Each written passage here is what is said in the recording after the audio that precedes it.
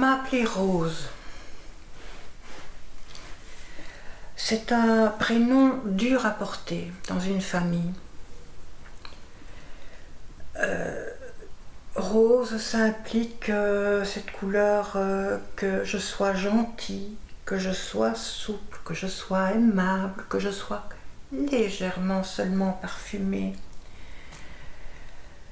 Et je me suis pliée à ce destin lié à mon prénom. Donc, je rends service à tout le monde.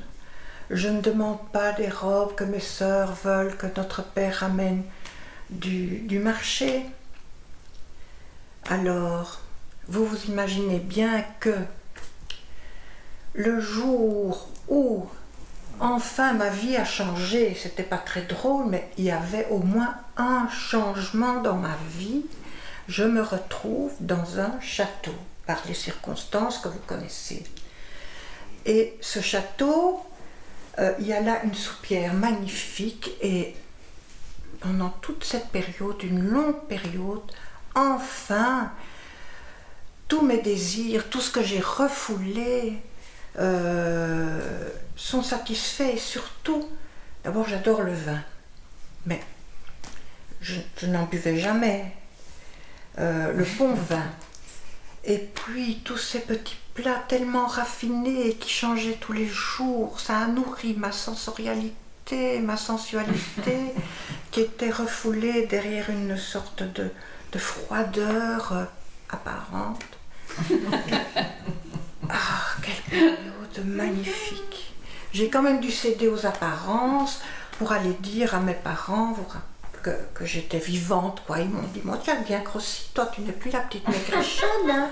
J'ai dit non, j'ai raconté l'histoire, j'ai raconté que je ne sais plus quelle main, qui, quoi, mais qu'au château où je vivais, on s'occupait bien de moi. Et puis je suis repartie, mais ils m'ont retenue, ils étaient tellement curieux, et puis bon, je me suis dit, c'est pas trop grave, je vais arriver un petit peu en retard. Et ben, tout à coup, je cueille la rose, tel signal pour que la bête vienne me voir. Elle trouvait que je devenais de plus en plus resplendissante, mais là, elle ne vient pas. Et ce que la bête n'a jamais compris, enfin après, je vous dirai ça plus tard, j'ai été à sa recherche. Et tout à coup, j'entends des cris de bête. Et c'est ça que la bête ne sait pas, c'est que j'aime cette violence, enfin cette sauvagerie. J'aime. Dans l'histoire, on croit que je dois être une petite sainte Nitouche qui approche cette bête délicatement pour la caresser, la faire revivre. Moi, j'ai pas du tout envie de la faire revivre dans son état de prince. Non, moi j'aime cet homme bête, sauvage. Je me sens sauvage. Et j'essaye de lui expliquer, parce qu'elle se laissait mourir, la bête. Je dis, mais non, ce que j'apprécie chez toi, c'est ça. C'est cette sauvagerie. Et je voudrais qu'on ait une union, et que tu me transformes, tu m'emportes dans cette sauvagerie. Alors je vais te donner, je vais te nourrir, je vais t'embrasser, je vais me serrer dans tes bras, et il y a une alchimie qui va se passer, et